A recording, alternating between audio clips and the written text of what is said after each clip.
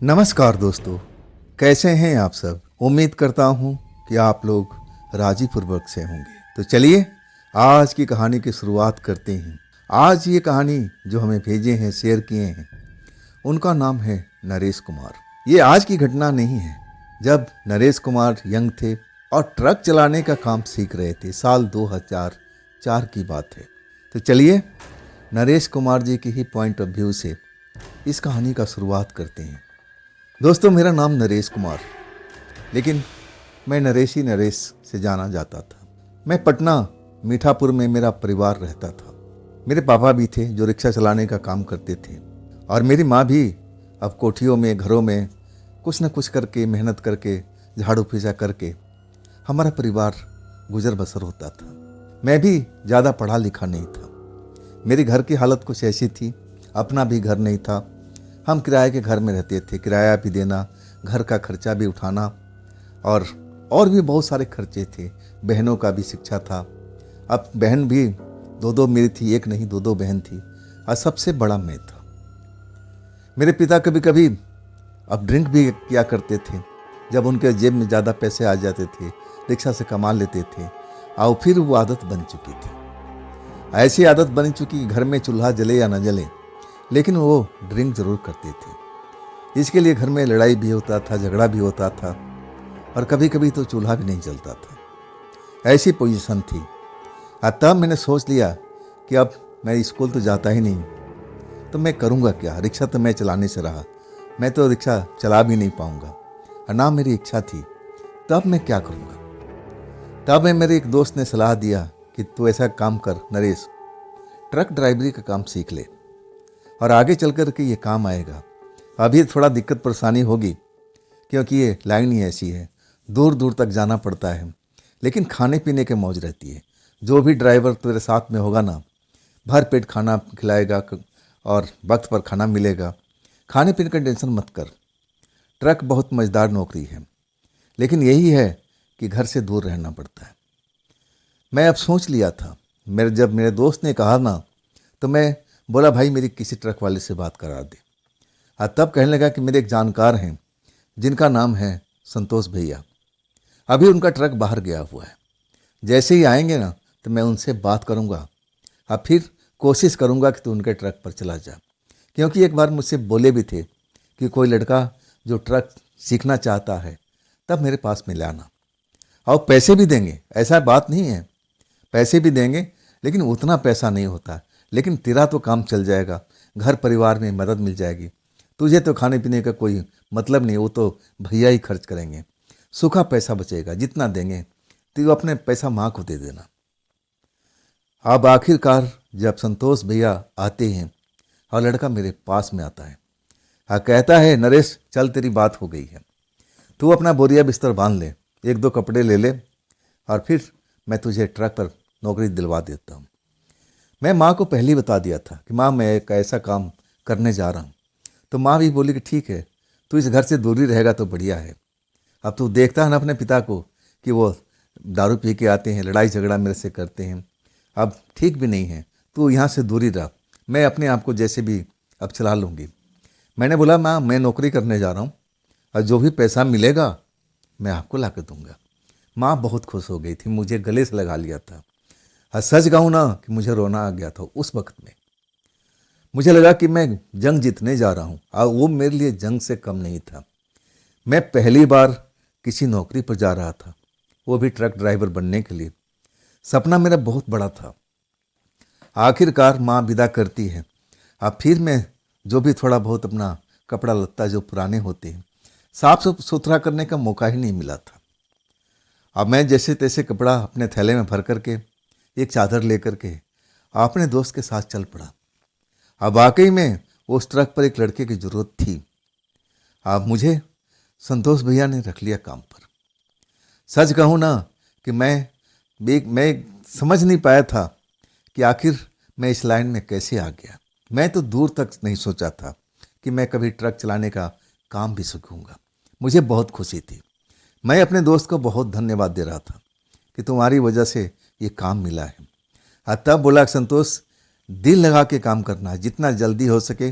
अब मैं संतोष भैया को बोल दिया हूँ कि ये मेरा दोस्त है, इस परेशानी में चल रहा है, जो भी तुम्हारे बारे में है सब कुछ बता दिया हूँ। और तब भैया ने कहा है कि मैं जल्दी कोशिश करूँगा उसका हाथ साफ करने का। अगर वो हाथ साफ कर लिया तो मैं किसी न किसी ट्रक पर उसको ड्राइवर बनवा दूंगा। इतना उन्होंने बोला था। मैं भी बहुत खुश था। और इसके बाद हमारी गाड़ी चल पड़ी थी। रात के टाइम, रात के 10 बजे के बाद माल लोड होता है और तब हम निकल पड़ते हैं एक अनजान सफ़र को, जो मैं अपने शहर से तो बाहर, अपने गली मोहल्ले से ज़्यादा दूर भी नहीं गया था। और आज मैं अब लंबी सफ़र पर चल पड़ा था। एक मन में जिज्ञासा भी थी और मन में थोड़ा सा उमंग भी था। मैं अब तो नए नए जगह देखूंगा, नए नए जगह पर खाना खाऊंगा, ऐसा मेरा मन बहुत प्रफुल्ल था। मैं घर की दुश्वारियों को अपने घर पर ही छोड़ दिया था। मैं समझ गया था कि ये टेंशन पाल करके मैं कुछ कर नहीं पाऊंगा। माँ को समझा दिया था कि माँ तुम चिंता मत करना, जब भी हम लौटेंगे, जब मेरे जेब में पैसा आएगा तो मैं आपके पास ज़रूर आऊँगा, वो पैसा आपको ही दूंगा, अपने पिता को नहीं दूंगा। आखिरकार हमारा काम शुरू हो चुका था और हम एक बार निकलते थे संतोष भैया के साथ में तो 10 दिन 15 दिन पर हम अपने शहर लौटते थे। और संतोष भैया मेरे मदद भी करते थे, कुछ जेब खर्ची भी अलग से देते थे। उस जेब खर्ची को मैं 1 रुपया भी खर्च नहीं करता था, संभाल कर रखता था। सैलरी तो दूर की बात थी, उस जेब खर्ची को मैं अपने माँ को भी जाकर देता था। माँ खुश हो जाती थी। अब मैं कहा कि अभी सैलरी तो मिलेगी महीने में, ये तो हमारा जेब खर्ची है। आखिरकार इस काम करते हुए मुझे 3 महीना बीत चुका था। मैं भी खुश था। मैं 10 दिन व 15 दिन पर अपने घर आ जाता था। कभी कभी तो 2-4 घंटे ही मुझे रुकना पड़ता था। भैया कहते थे कि आज का आज ही निकलना है। तो मैं माँ को समझा करके कि तुम बापू से लड़ाई झगड़ा मत करना, वो जैसा कर रहे हैं उनको करने दो, क्योंकि हम लोग समझा के थक चुके हैं और हमारी बात को उन पर असर नहीं पड़ता है। तो तुम अपना दिमाग मत खराब करना, पिता के साथ में तुम बोलना ही मत, जैसे कर रहे हैं उनको करने दो। एक दिन उनको ज़रूर इस काम का अब जो भी दुष्परिणाम होगा उनको खुद मिलेगा और तब उनको सबक मिलेगी कि ये जो मैं दारू पी रहा हूँ कितनी घातक है। 3 महीना होने के बाद हम एक और यात्रा पर थे और रात को ही निकले थे हम, और ज़्यादा दूर हम गए भी नहीं थे। संतोष भैया का ससुराल था और रोड के किनारे ही। और कहने लगे कि देख तेरी भाभी तो गई है ससुराल में, अब कुछ ज़रूरी बात पूछना है तो अभी तो हमें चलना पड़ेगा ससुराल के पास में। मैं कहने लगा भैया चलो, आपकी गाड़ी है, आप मालिक हो और हमसे पूछने की ज़रूरत आपको क्यों पड़ी, जहाँ आपकी इच्छा मैं तो आपके साथ में चल रहा हूँ। संतोष भैया मजाकिया किस्म के थे और हमेशा कुछ न कुछ चुटकुला सुनाते रहते थे। मतलब सफ़र बोरियत वाला तो बिल्कुल नहीं होता था। अब मुझे काम भी समझाते थे, सिखाते थे, सब कुछ बताते थे, और जो मैं अपने दिमाग में बिठाता रहता था कि चलो आगे चल कर के ये सब काम में आएगा, इन चीज़ों को सीखना चाहिए। अब मैं और भैया उनके ससुराल के पास पहुंच चुके थे। रात का करीब 11 के आसपास का वक्त था। गर्मी का महीना था, चांदनी रात थी। गर्मी बहुत ज़ोरों से पड़ रही थी और मैं ट्रक में था। आज जहाँ पर संतोष भैया ट्रक रोकते हैं तो मैं थोड़ा हैरान हुआ। वहाँ पर एक पानी का पोखर था और वहाँ पर आसपास में कोई गली मोहल्ला घर ऐसा मुझे नहीं दिख रहा था। और तब संतोष भैया कहने लगे कि नरेश तुझे यहीं पर रुकना पड़ेगा, क्योंकि आगे रास्ता खराब है और भरी हुई ट्रक तो जा नहीं सकती। हाँ, खाली होती तो हम अपने ससुराल तक लेके चलते, लेकिन भरी हुई है ना, अब इसको ले जाना ठीक नहीं है। मेरा ससुराल इसी रास्ते पर है, ये जो रोड देख रहा सामने का ना, इसी पर है। आगे चल करके 1-1.5 किलोमीटर दूरी है। अब यहाँ से मुझे पैदल ही जाना पड़ेगा, लेकिन चिंता मत कर, मैं जितना जल्दी हो सके मैं लौट के आऊँगा। हाँ, हम रात में ही चलेंगे। खाना तो हम खा चुके थे और तो कोई बात ही नहीं थी। गर्मी बहुत थी, गर्मी इतनी पड़ रही थी कि मैं तो पसीने पसीने नहा चुका था। शरीर से बदबू भी आने लगा था, ऐसा पसीना निकलता था। और भैया के जाने के बाद अब मेरे पास में कोई काम नहीं था। मैं सोचा कि चलो अब आराम ही कर लेते हैं। मैं ट्रक में सोने की कोशिश कर रहा था, लेकिन गर्मी की वजह से मुझे नींद नहीं आ रही थी। नींद कब आ रही थी? जब भैया ट्रक चला रहे थे, खिड़की से हवा गुजरती थी और तब मुझे नींद का झोंका आता था। लेकिन सोना नहीं था। भैया कहना था कि देखो, सबसे ज़्यादा रिस्क हमें सोने पर होता है। अगर तुम सोओगे तो मैं भी सो जाऊंगा, तो हम कहीं पर भी एक्सीडेंट कर सकते हैं। और तब मुझे डर लगने लगा कि नहीं, नींद तो आती थी, अपनी नींद को भगा देता था। और यहाँ जब मुझे सोने को मिल रहा था तो गर्मी के मारे पसीने पे नहा चुका था।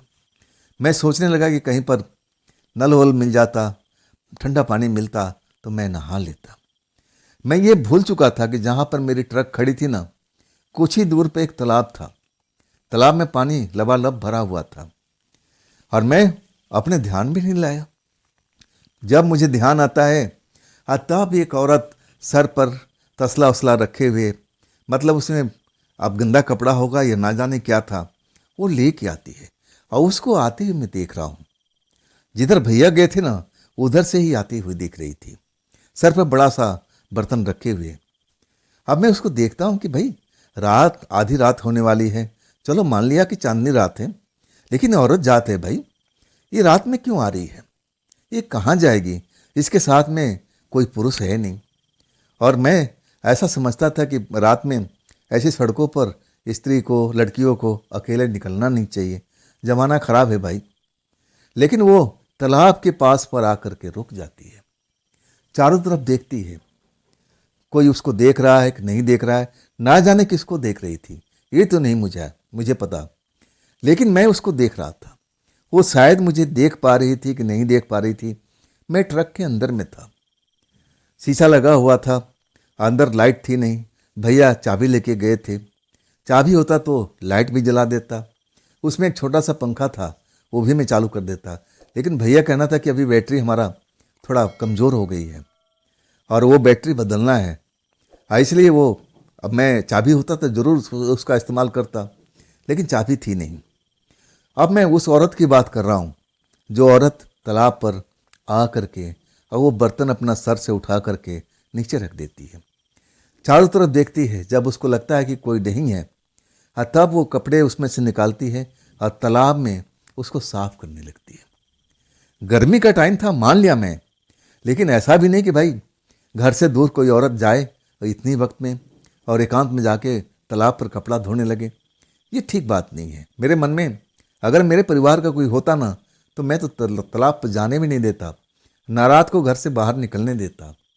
लेकिन शायद इसको छूट मिली हुई थी, या अपने परिवार में अकेली हो सकती है, अपना मालिक खुद ही हो। मेरे मन में ऐसे ही ख्याल आ रहा था। चलो कोई भी हो अब, लेकिन ठीक नहीं है। लेकिन जो भी थी अपना काम कर रही थी, किसी से मतलब नहीं था, ना इधर अब देख रही थी ना उधर देख रही थी। अपने कपड़े को तालाब में भिगो करके उसको फटकार रही थी और शायद रगड़ रही होगी, गंदगी निकल जाए। आज जब मैं देख लेता हूँ, क्या रे, जब ये तालाब में और चांदनी रात थी, ऐसी कोई बात भी नहीं थी कि अंधेरी रात हो। तालाब का पानी चमक रहा था, चांद में उसमें नज़र आ रहा था पानी के अंदर में, तो मतलब पानी साफ ही था। जब ये कपड़े धो सकती है तो मैं अपने भी कपड़े भी धो सकता हूँ, और मैं गर्मी लग रही है थोड़ा नहा भी लूँगा। मेरा मन ऐसा करने लगा। ऐसे तो रात के टाइम में तालाब में जाना ठीक नहीं होता। हमारे गांव में भी तालाब था, हमारे जो पुरखों का घर था, मैं कभी कभी जाता था। तब हमारे दादा दादी जो थे मना करते थे कि शाम के टाइम तालाब के आसपास में बिल्कुल भटकना नहीं चाहिए, वहाँ पर शैतानी आत्माएं होती हैं और ख़ास करके बच्चों को पकड़ लेती है, और कोई बड़ा भी हो, अकेला हो ना, तो उसको पानी के अंदर खींच लेती है। और उस टाइम बचपन की बात थी, लेकिन उस टाइम मैं डर जाता था दादा दादी की बात सुन करके। शायद वो मुझे डराने के लिए ऐसा बात करते थे, लेकिन जैसे जैसे बड़ा होता गया ना, ये भूत प्रेत की बातें दिमाग से निकल चुकी थी। अब उस घटना पर आता हूँ। जब मैं उस औरत को देखता हूँ कि अरे अपना तो काम कर रही है, तो मेरे पास भी कुछ गंदे कपड़े थे, मुझे धोने का टाइम नहीं मिला था।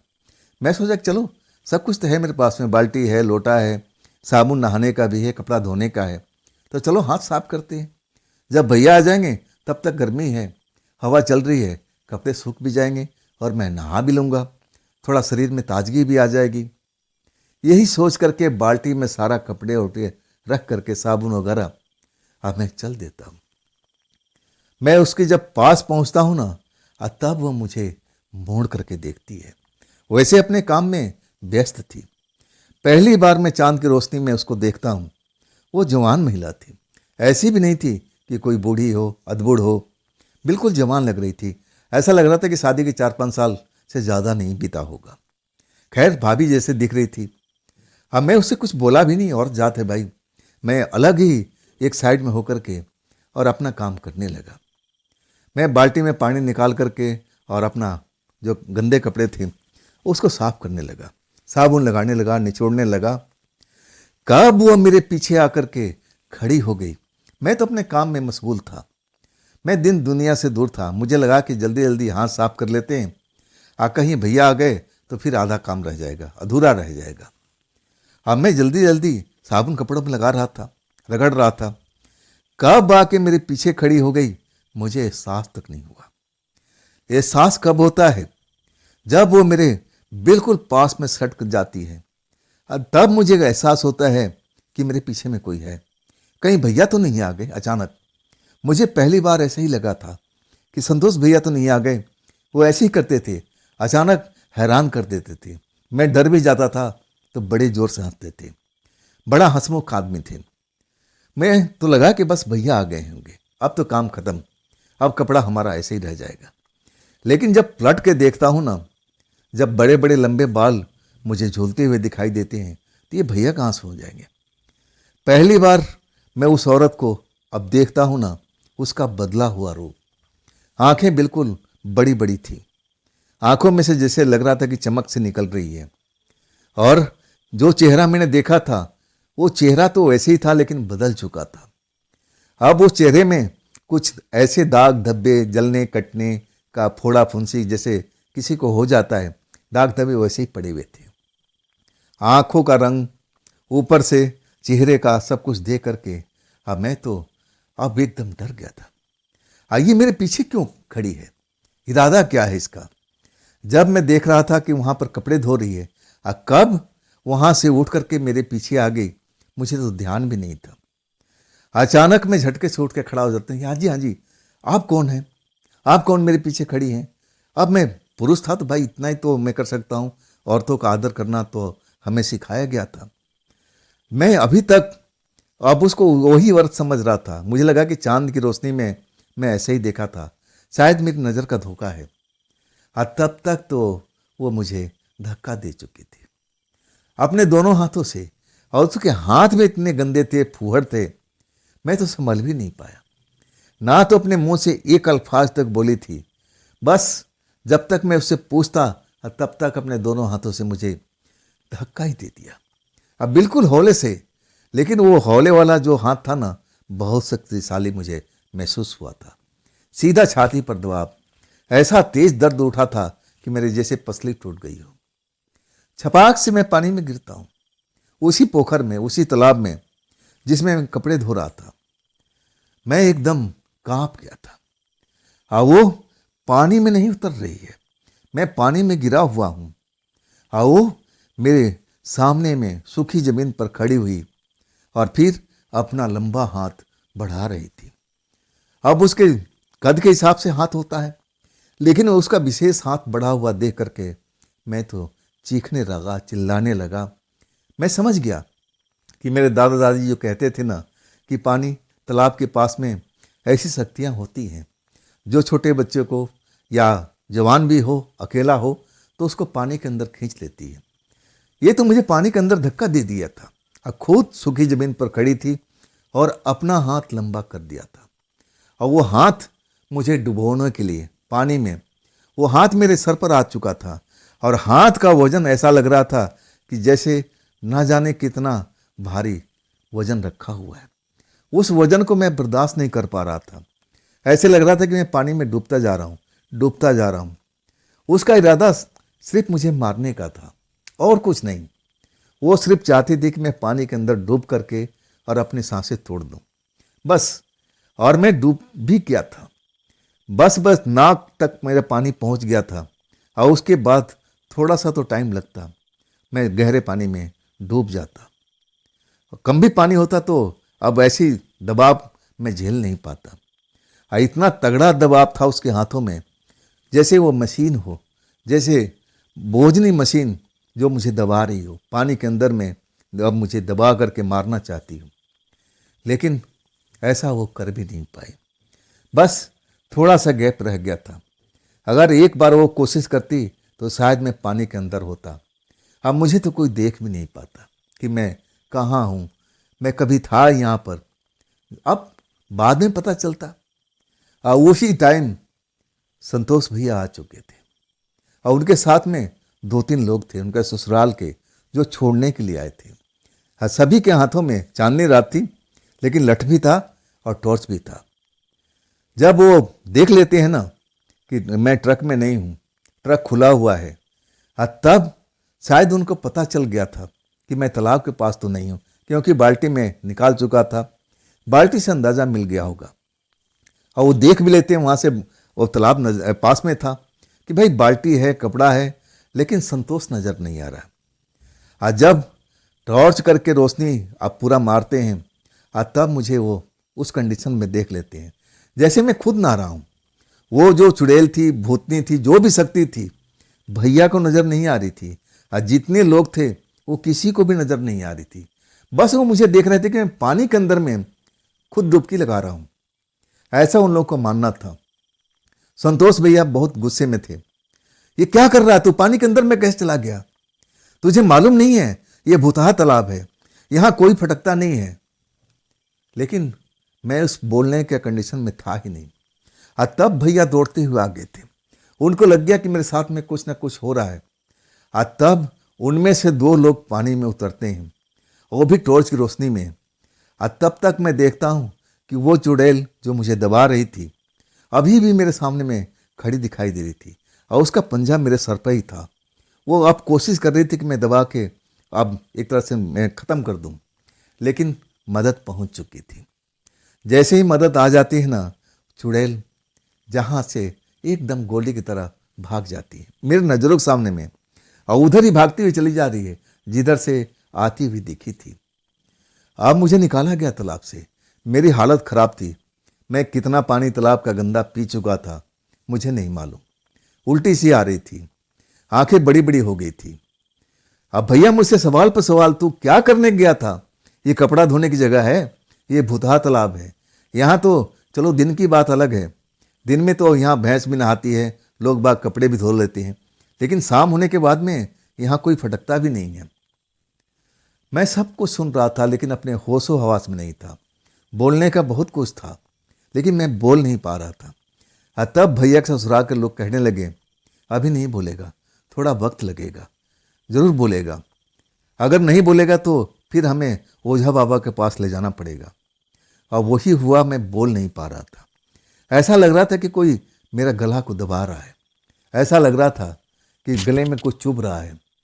अब ऐसा क्यों हो रहा था मैं समझ नहीं पा रहा था।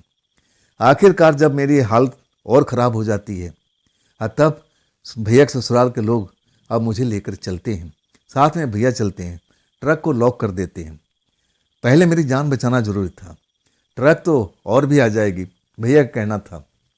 इसके बाद हम ससुराल में पहुंच जाते हैं भैया का। रात को एक ओझा जी का दरवाज़ा खोलवाया जाता है, खटखटाया जाता है। ओझा जी निकलते हैं, तब सब बताया जाता है कि मेरे साथ में क्या क्या हुआ। अब वो भी झाड़ फूँक करने लगे थे, वक्त भी लगा था। और इसके बाद में जो जब होश आया था ना, तो सुबह हो चुकी थी।